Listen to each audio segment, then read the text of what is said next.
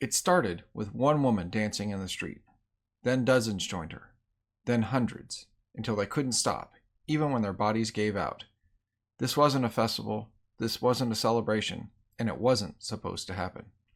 In the summer of 1518, the city of Strasbourg witnessed one of the strangest events in recorded history. For weeks, people danced throughout the streets without rest. Some collapsed from exhaustion, some never recovered. So what caused the dancing plague of 1518, and could something like it happen again? Let's find out. To understand this bizarre event, we first need to travel back more than 500 years.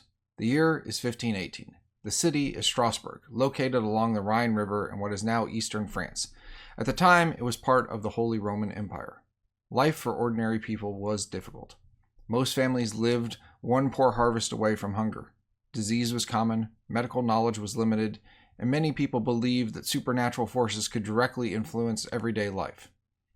The years leading up to 1518 had been especially hard. Crop failures had caused food shortages, prices had risen, people struggled to survive. Stress, fear, and uncertainty were a normal part of daily life. No one could have guessed that something even stranger was about to happen. According to historical accounts, it began in July of 1518. A woman known to history as Frau Tophia stepped into the street in Strasbourg and began to dance. At first, nobody paid much attention. Perhaps she was celebrating. Perhaps she was just entertaining herself.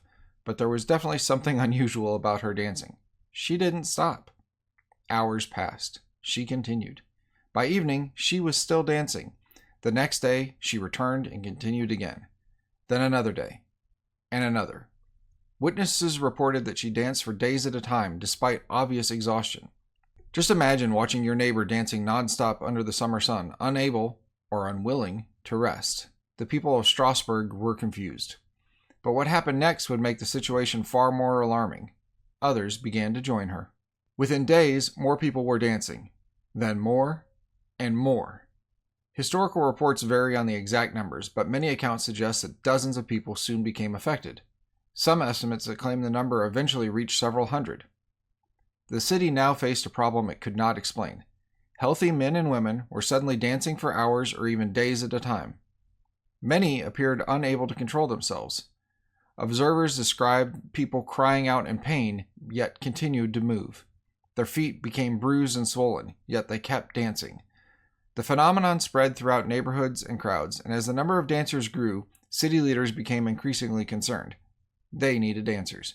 Unfortunately, the answers that they came up with may have actually made things worse. City officials consulted local physicians. The doctors examined the strange outbreak and reached a surprising conclusion.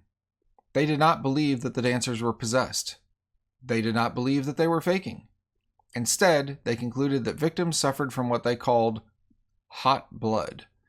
According to medical beliefs at the time, the cure was simple.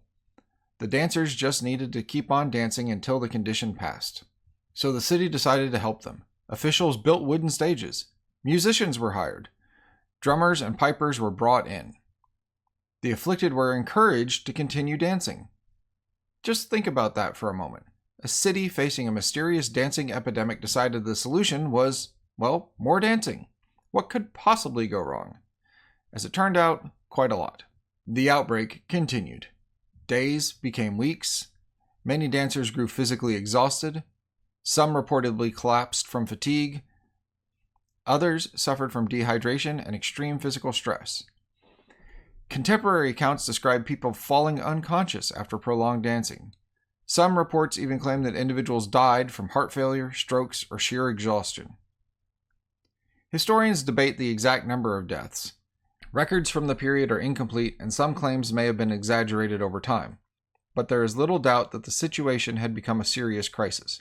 What had started as a strange curiosity now terrified the city. Authorities finally realized that their original approach was failing. Something had to change.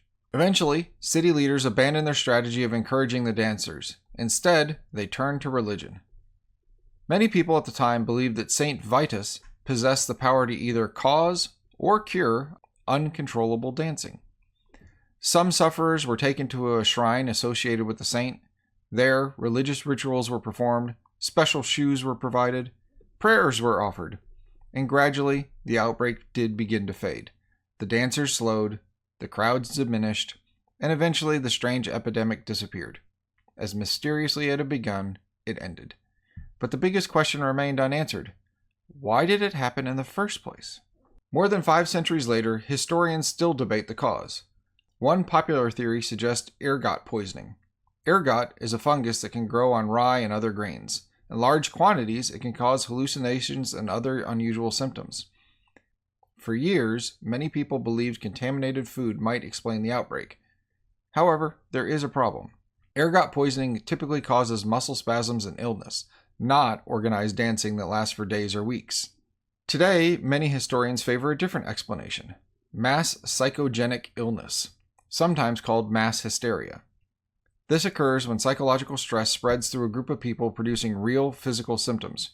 Remember the conditions in Strasbourg: years of hardship, fear, hunger, disease, deep religious beliefs. Under these circumstances, some scholars believe extreme psychological reaction may have spread throughout the community. While we may never know for certain, this remains one of the most widely accepted explanations. More than 500 years later, the dancing plague of 1518 remains one of history's greatest mysteries. We know it happened. Multiple historical records describe it. We know that large numbers of people were affected, and we know that authorities struggled to understand it. But the exact cause remains uncertain. Was it a medical condition? A psychological phenomenon? A powerful combination of fear, belief, and stress? Or was there something else at work entirely? Whatever the answer, the dancing plague reminds us that history is often stranger than fiction. Sometimes the most unbelievable stories are the ones that really happened. If you enjoyed this journey into one of history's strangest mysteries, be sure to subscribe to Earth's Curious Past for more curious stories from our world's forgotten past. Whatever the truth may be, history is stranger than it seems.